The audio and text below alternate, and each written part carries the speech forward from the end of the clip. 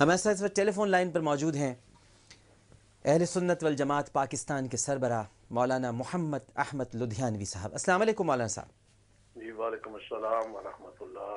Doctor صاحب خیریت سے ہیں؟ الحمدللہ، آپ کی مزاج گرامی آپ کے بخیر؟ مزاج ٹھیک ہیں؟ جی آپ کی دعائیں، آپ ٹھیک ہیں الحمدللہ؟ نئے اسلامی سال کے آغاز پر آپ کو مبارک ہو جی۔ جی بہت شکریہ۔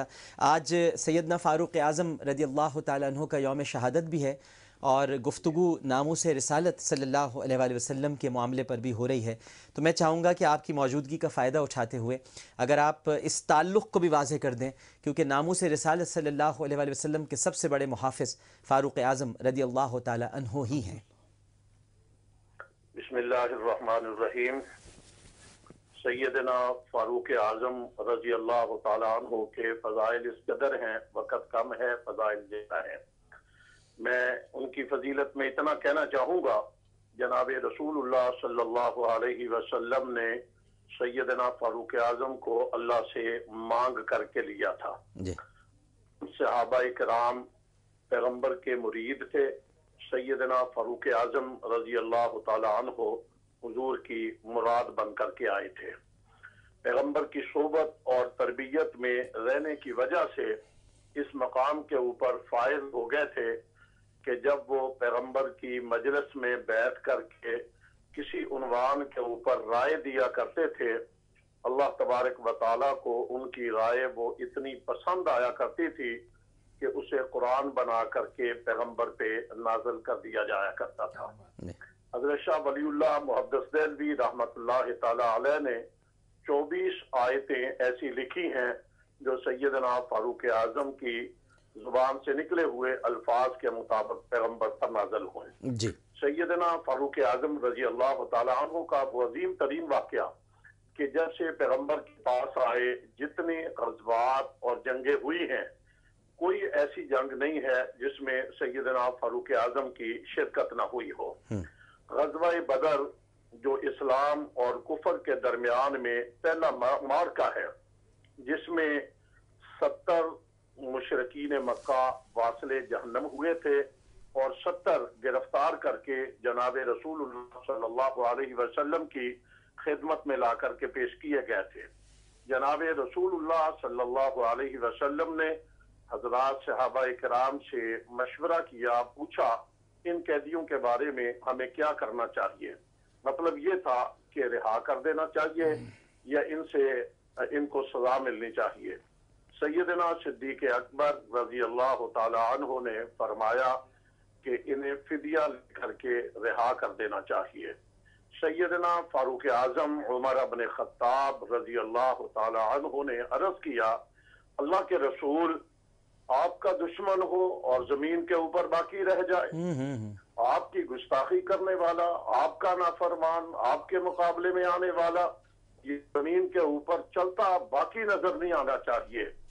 جو جس کا رشتہ دار ہے اس کے ہاتھ میں دے دیا جائے، وہ اپنے ہاتھ سے اس کا سر قلم کر دے۔ اور اپنے ماموں کو واصل جہنم کیا، ایسا کر کے دکھایا۔ جی یہ سیدنا فاروق اعظم نے، جیسا آپ فرما رہے ہیں، ایسا ہی کر کے دکھایا۔ اور وہ بڑا معروف قسم کا واقعہ ہے، یہودی اور منافق کا آپس میں جھگڑا ہوا۔ دونوں جناب رسول اللہ صلی اللہ علیہ وسلم کی بارگاہ اقدس میں حاضر ہوئے، دونوں نے اپنا قضیہ پیش کیا۔ رسالت مآب صلی اللہ علیہ وسلم نے دونوں کی باتیں سننے کے بعد فیصلہ یہودی کے حق میں کر دیا، اور جب یہ فیصلہ کر دیا تو منافق سیدنا فاروق اعظم عمر ابن خطاب رضی اللہ تعالی عنہ کے پاس آیا اور ان سے کہا کہ آپ سے ہم اپنا فیصلہ کروانا چاہتے ہیں۔ تو سیدنا فاروق اعظم رضی اللہ تعالی عنہ نے منافق کو اور یہودی کو دونوں کو بلوایا۔ دونوں کی بات جب سنی تو یہودی نے یوں کہا، امیر المومنین سیدنا فاروق اعظم سے کہا، اے عمر ابن خطاب، جس قضیے کا فیصلہ آپ کے پاس یہ لایا ہے، اس کا فیصلہ جناب رسول اللہ صلی اللہ علیہ وسلم فرما چکے ہیں۔ یہ اس سے پوچھا، اس نے اقرار کیا، تو جناب فاروق اعظم رضی اللہ تعالی عنہ فرماتے ہیں، ذرا ٹھہر جائیے، ابھی فیصلہ کرتے ہیں۔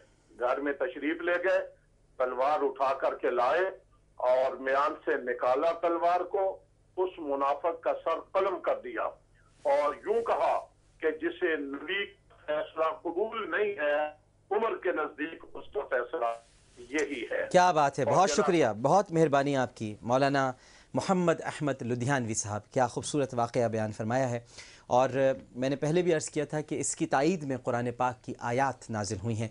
مولانا ولی خان مظفر صاحب، گفتگو ہو رہی ہے فاروق اعظم رضی اللہ تعالیٰ عنہ کے مناقب پر۔ ڈاکٹر صاحب، سیدنا عمر فاروق رضی اللہ تعالیٰ عنہ کی حیات طیبہ پر گفتگو تو مختصر وقت میں کرنا بہت مشکل کام ہے، لیکن جہاں تک میں نے مطالعہ کیا ہے اور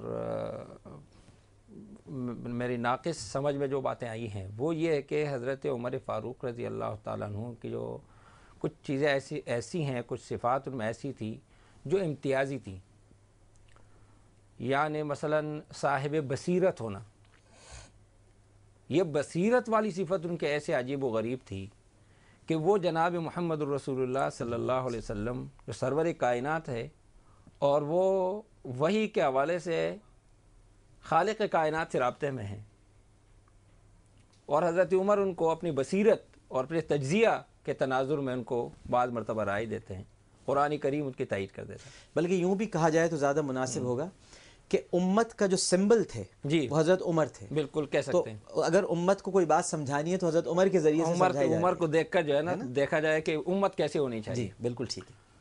یہ تو ان کا جو ہے میں سمجھتا ہوں کہ قرآن کے نزول، جبریل امین کے زمین سے ارتباط کے زمانے کا جو وہ ان کی جو بڑی صفت تھی وہ بصیرت تھی۔ یہ بصیرت بعد میں بھی تھی، ان کا تجزیہ بعد میں بھی صحیح تھا، لیکن جو ان کے حکمرانی کے ادوار ہیں ان میں جو سب سے بڑی بات تھی وہ یہ کہ انہوں نے حکمرانی کو، انہوں نے سیاست کو عبادت سمجھا تھا۔ جی ہاں، انہوں نے بطور عبادت کی یہ کام کیا، انہوں نے بطور سیاست کی یہ کام نہیں کیا، بطور حکمرانی کی نہیں کیا۔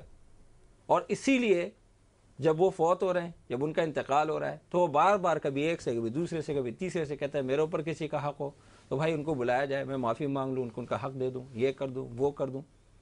جو کچھ ناعاقبت اندیش لوگوں نے یہ سمجھا کہ حضرت عمر رضی اللہ تعالیٰ عنہ کو اپنی زندگی کے بعض فیصلوں پر ندامت کی وجہ سے یہ کرنا پڑا، یہ ان کی ناسمجھی ہے یقیناً اور نارسائی ہے۔ بالکل یہ حضرت عمر رضی اللہ تعالیٰ عنہ کو میں سمجھتا ہوں وہ دوراندیشانہ انداز تھا، اور انہوں نے اسی انداز میں از اول تاخیر حکمرانی کی۔ جی، اور جو سب سے بڑا وصف عبادت کے بعد ان کی حکمرانی کا تھا ڈاکٹر صاحب، وہ خود احتسابی کا تھا۔